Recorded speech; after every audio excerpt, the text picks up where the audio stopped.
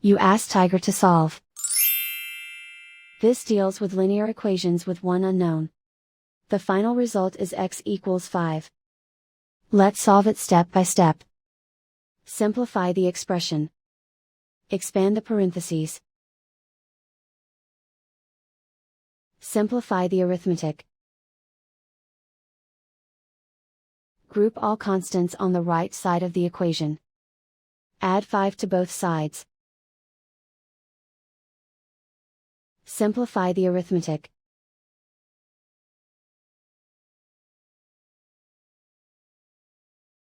Isolate the x.